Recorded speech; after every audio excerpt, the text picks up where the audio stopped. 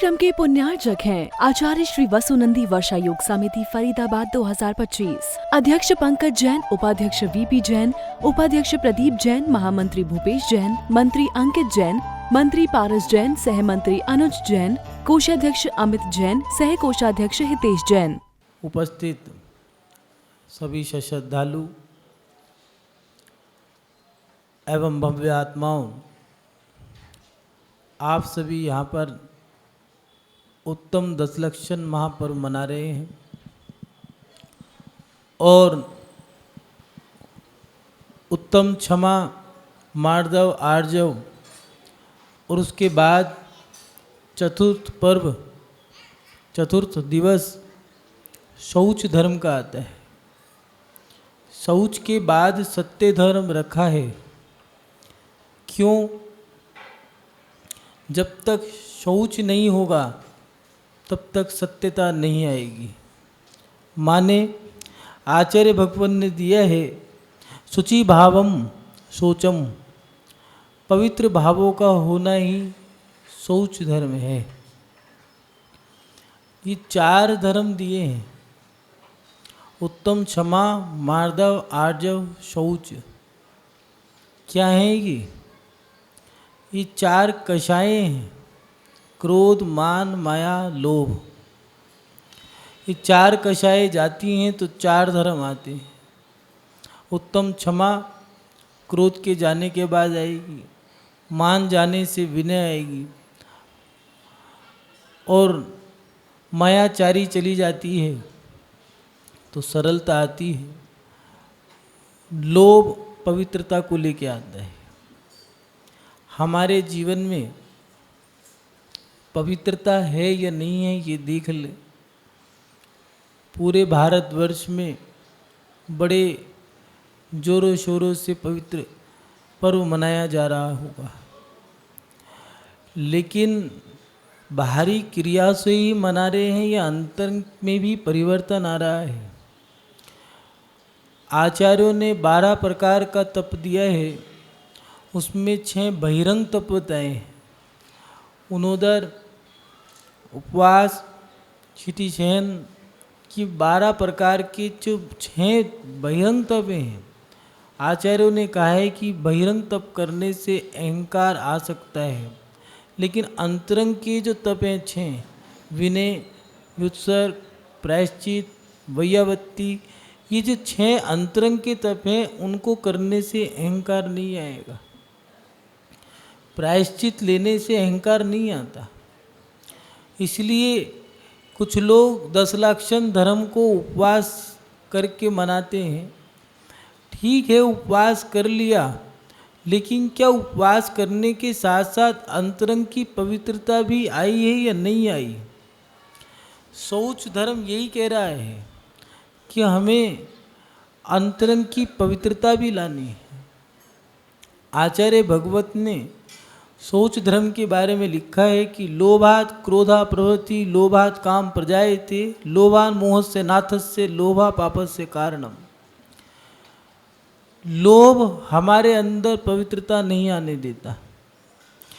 लोभ से क्रोध उत्पन्न होता है, लोभ से जीव संसार में भ्रमण करता है, लोभ से जीव के समस्त गुण नष्ट हो जाते हैं एवं लोभ पाप का कारण है। लोग कहते हैं इस पेट के कारण हम कुछ भी करने को तैयार हैं, पापी पेट का सवाल है। लेकिन हम अपने जीवन को बड़ी सत्यता के साथ, ईमानदारी के साथ भी जी सकते हैं, किंतु हमें अंतरंग से बहुत सारे पाप करने के लिए मजबूर कर देता है। कौन? ये लोभ। 4 दोस्त थे, चारों मित्र एक बार अच्छी चोरी करने गए, चोरी हो गई। जब भी कोई 4 चर्चाएं चलेंगी तो 4 व्यक्तियों की होनी जरूरी है। इसलिए आचार्यों ने 4 कथाएं करने को मना किए हैं। चोर कथा, भोज कथा, स्त्री कथा, ये विकथाएं जो दिए हैं ये राजनीति की कथाएं जितनी करोगे, स्त्री कथा करोगे, इनसे परिणाम खराब ही होंगे। हमारे अच्छे जो परिणाम हैं वो ख़त्म, और जो बुरे परिणाम हैं वो बनते चले जाएंगे। और इनको 4 कषाय को, 4 विकथाओं को चंडाल चौकड़ी का है। और 4 मित्र एक साथ बैठ जाएं और वो ऐसी चर्चा कर रहे हों, देव, शास्त्र, गुरु इनके बारे में निंदा कर रहे हों, तो उनको भी चंडाल चौकड़ी का है। होता है कई जगह ऐसा होता है कि पर्व के दिनों में दुकान पे बहुत ढेर भीड़ लगी है, ग्राहक एक भी नहीं है, भीड़ किस बात की है, वहाँ जा कर के बैठ गए और चर्चाएं चल रही है।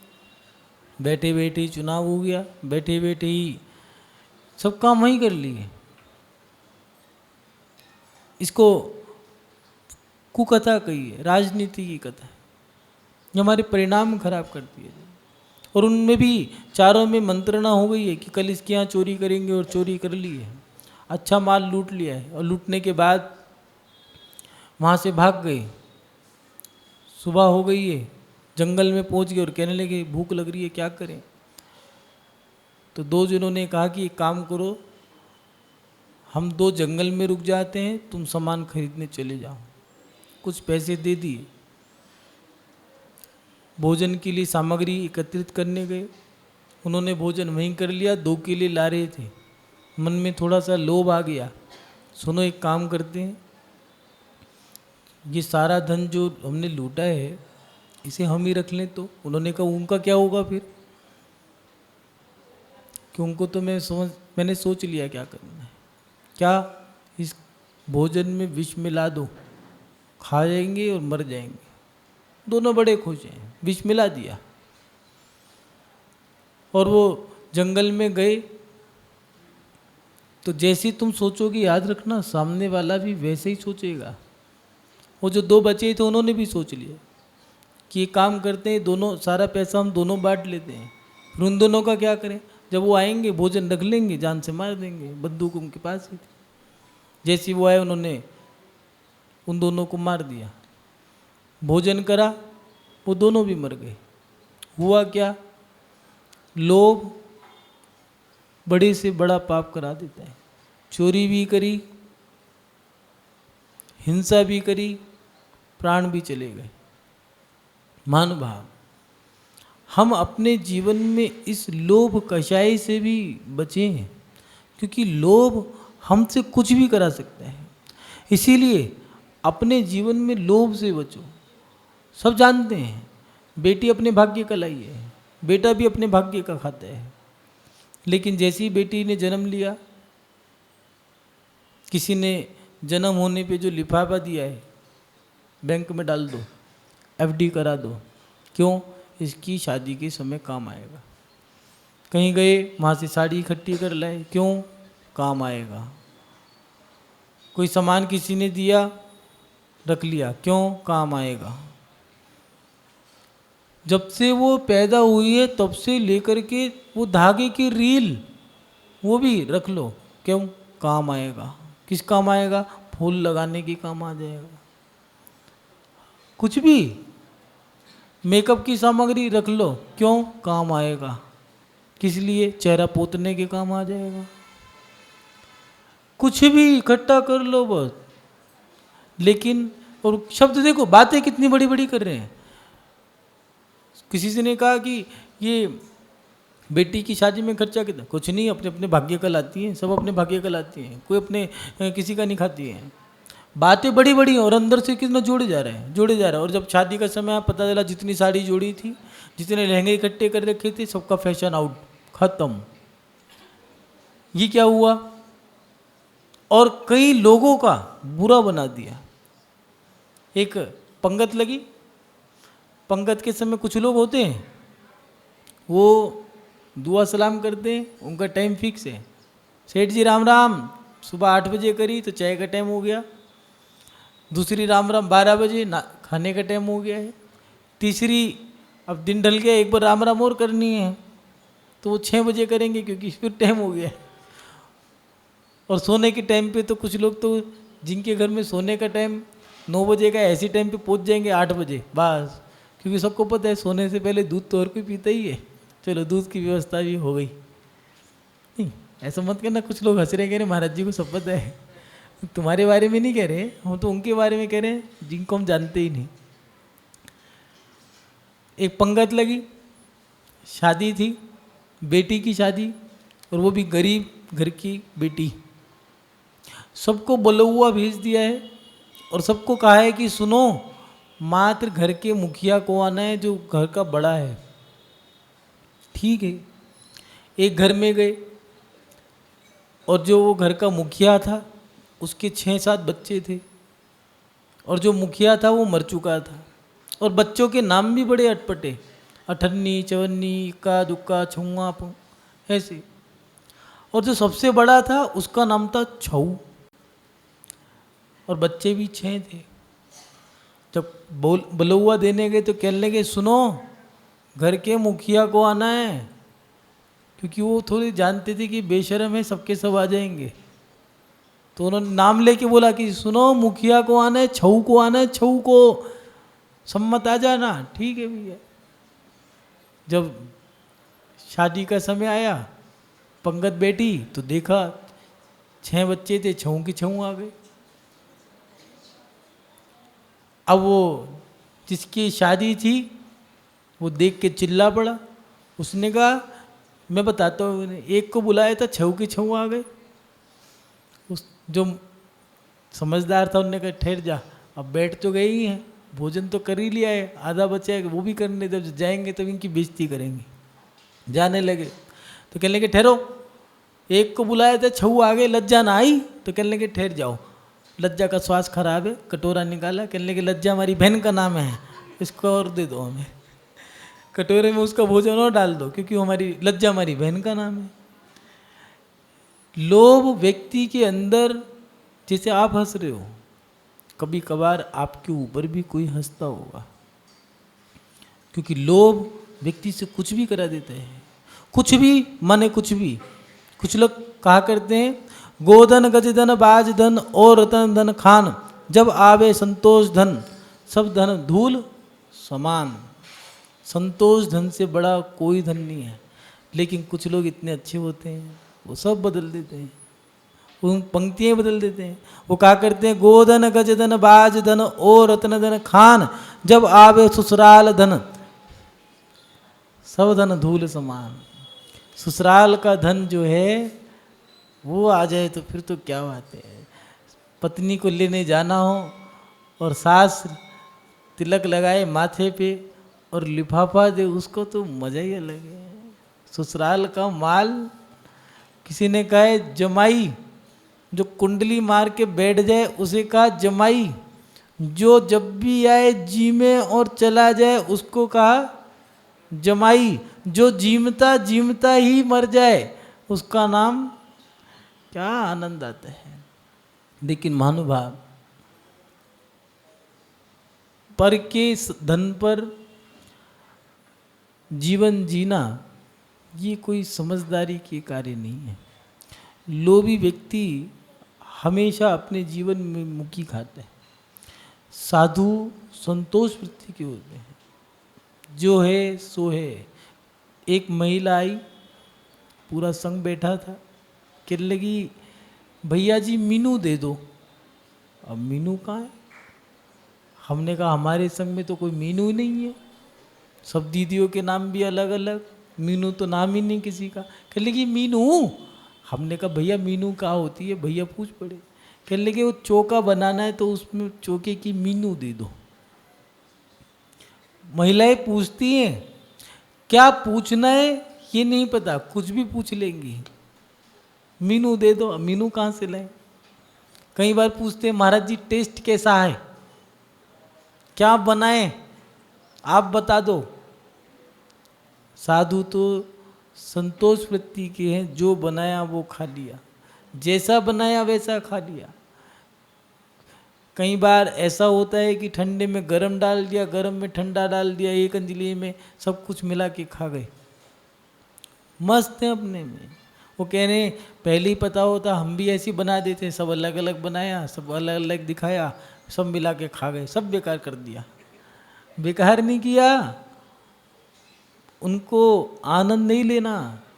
साधु के लिए दिया है कि वो तो गड्ढा भरने के लिए आचार्य कुंदकुंद स्वामी जी ने, आचार्य बट्टेकर स्वामी जी ने दिया है मूलाचार में कि साधु जैसे सड़क पर राजमार्ग में कुछ गड्ढे हो जाते हैं, उन गड्ढों को भरने की विधि बताई है कि पहले उस गड्ढे में पानी डाला जाए, उस गड्ढे की चारों तरफ से मिट्टी नीचे बैठ जाएगी, फिर उसमें रोड़ा डाला जाए जो बड़ी बड़ी रोड़ियाँ होती हैं, फिर उसके ऊपर थोड़ी मिट्टी डाली जाए, फिर उसके ऊपर पानी डाला जाए और पानी डालने के बाद फिर उसके ऊपर अच्छी सी बारीक मिट्टी डाल करके फिर सीमेंट लगा दो और फिर उसकी तराई कर दो, वो गड्ढा भर गया।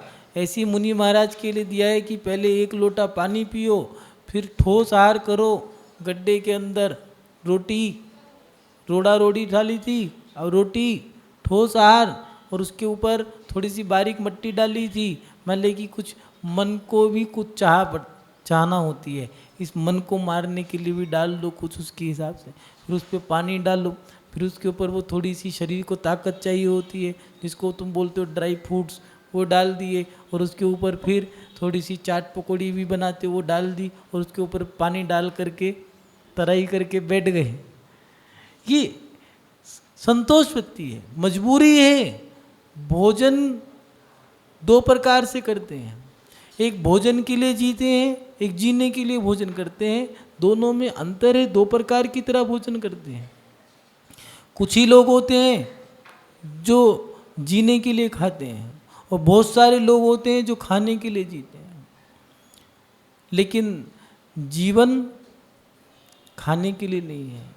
अपने जीवन में सरलता के साथ, सहजता के साथ जब जियोगे, जब आपके अंदर क्षमा गुण आएगा, जब आपके अंदर विनय आएगी, सरलता आएगी, तब जाकर के आप अपने जीवन में ये लोभ आपका अपने आप भाग जाएगा। क्योंकि क्रोध कषाय चली गई, अहंकार चला गया, विनय आपके अंदर आ गई है, मायाचारी चली गई, तो ये लोभ क्या करेगा? मायाचारी कुछ भी करा देती है, इसलिए मायाचारी चलेगी तो अब लोभ भी किस काम का? किस लिए जीऊं? क्या करें? जो देखना था सब देख लिया, अब क्या करें? ना कोई क्रोध है, ना अहंकार है, किसके लिए इकट्ठा करो? महात्मा कबीरदास सादा जीवन में पढ़ रहा था, उसमें लिखा है कि साईं इतना दीजिए जामे कुटुंब समय, मैं भी भूखा ना रहूं, साधु भी भूखा ना, बस इतना देना।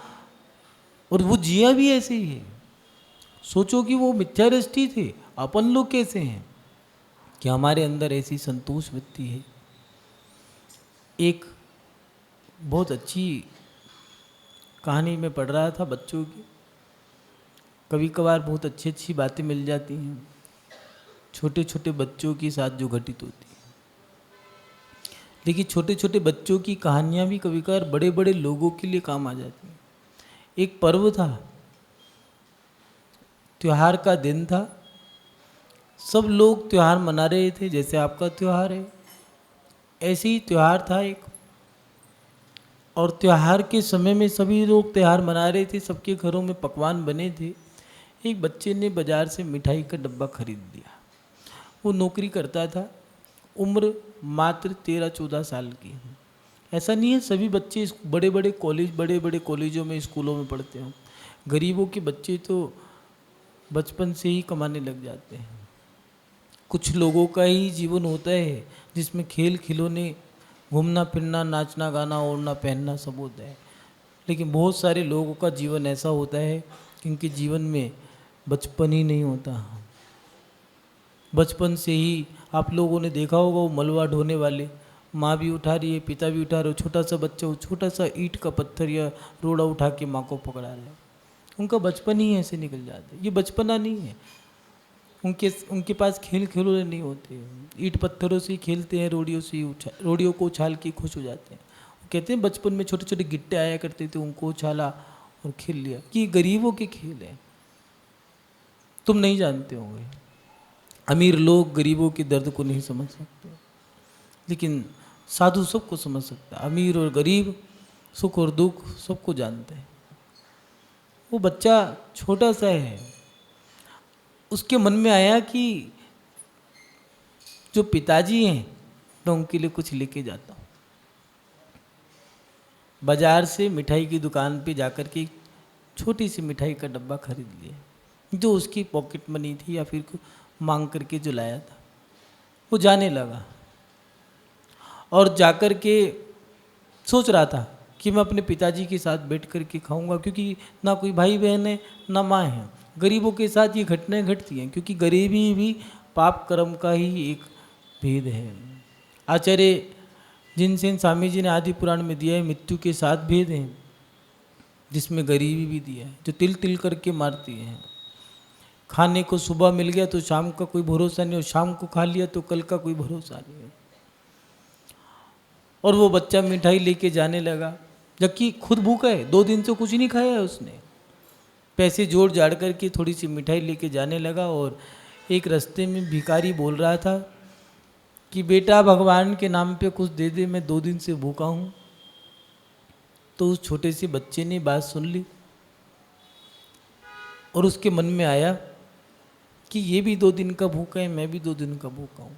मैं बच्चा हूँ, ये बूढ़े हैं, मैं पहले इनको कुछ दे दूँ। तो उसने वो मिठाई का डब्बा उस भिखारी को दे दिया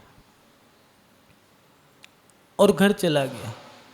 पानी पी करके सो गया। मन गया त्योहार। गरीबों के त्योहार ऐसे बनते हैं। सुबह जब उठा तो उसके दरवाजे पर खाने की बहुत सारी सामग्री रखी थी, और उसमें लिखा था सामने ही सोने के अक्षरों में कि सही मायने में त्योहार तो तुमने ही मनाया है।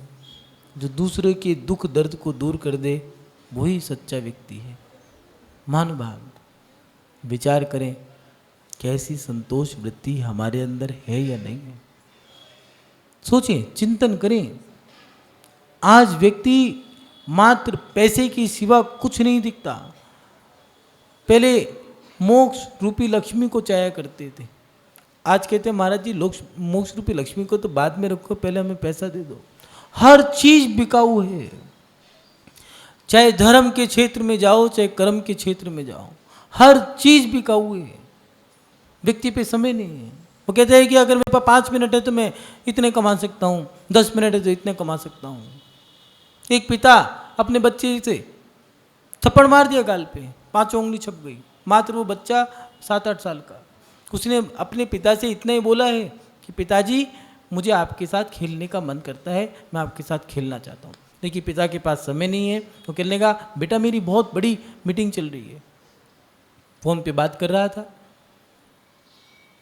और जानते हैं इतनी सी देर में मेरा कितना नुकसान हो जाएगा। कोई बात नहीं, बेटा थप्पड़ खा करके कमरे में चला गया और जा करके रोने लगा। पिता को बड़ा दुख हुआ। उसे लगा जब भी याद रखना, गलत काम करोगे तो एहसास होगा। जब भी आप कोई गलत काम करोगे आपकी आत्मा अंदर से चीखेगी, पुकारेगी कि आपने कोई गलत काम किया है। और पिता उसके पास गया, जाके उसे मनाने लगा। बच्चा कहने लगा कोई बात नहीं। उसने अपने आंसू को पूछ लिया और पिता से कहने लगा ठहरो। अलमारी में से एक गुल्लक निकाली, फोड़ दी, जो पैसे इकट्ठे हुए पिता को दे दिए। कहने लगा पिताजी मैं आपके साथ खेलना चाहता हूँ, मेरा बड़ा मन करता है। सब बच्चे अपने मम्मी पापा के साथ खेलते, मेरे साथ आप नहीं खेलते। आप ये पैसे रख लो, मुझे अपना 1 घंटा दे दो। महानुभाव, ये कहीं ऐसा तो नहीं हम भी यही कर रहे हो। आज घरों के अंदर तनाव है, लड़ाई है, झगड़े हैं। कारण पति पत्नी को समय नहीं दे रहा है। पत्नी कमा रही है, पति कमा रहा है, सास कमा रही है, ससुर कमा रहा है, बहू कमा रही है, बेटा कमा रहा है, माँ भी कमा रही, पिता भी कमा रहे, सब कमाए जा रहे हैं, पैसे इकट्ठा करे जा रहे हैं। एक घर के अंदर 1 लाख रुपए महीना भी आ रहा है, 2 लाख रुपए महीना, 5 लाख, 10 लाख, 15 लाख, 20 लाख रुपए महीना तक घर के अंदर कमाई हो रही है। लेकिन 5 मिनट, 10 मिनट, 20 मिनट तक एक साथ बैठ के बोलते भी हो या नहीं। हमारा लोभ, हमारे इसको उर्दू में हवस का है, आसक्ति, इसको हवस का है, हवस। हमारी पैसा कमाने की हवस खत्म नहीं हो रही, बस आए जाए आए जाए आए जाए। एक बेटी पैसा कमाने के लिए अपने माँ बाप को छोड़ करके दूसरे नगर में चली जाती है, एक बेटा विदेश चला जाता है पैसा कमाने, क्या छोड़ दिया यही नहीं पता। माँ छूट गई, पिता छूट गई, भाई बहन छूट गए, ऐशो आराम के चक्कर में हमने धर्म छोड़ दिया, गुरु छोड़ दिए, देवशास्त्र गुरु छोड़ दिए, अपनी शान शौकत के चक्कर में हमने वो खेल खिलौने छोड़ दिए, आपस में बैठ करके बोलना चालना था वो छोड़ दिया, एक दूसरे का प्रेम मोहब्बत भाईचारा खत्म कर दिया।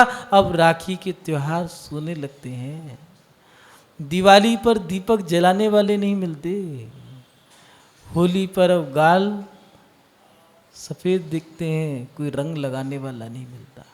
कारण हमारे पैसे की आसक्ति, तनाव है, हमारा लोभ हमें जीने नहीं दे रहा। और उस कारण आज लोग कहते हैं कि ज़माना बदल गया, हम कहते हैं ज़माना नहीं, सोच बदल गई। अपनी सोच बदल लो महानुभाव, थोड़े में जी लो। कोई भी व्यक्ति अपने साथ पैसा बांध के नहीं गया है।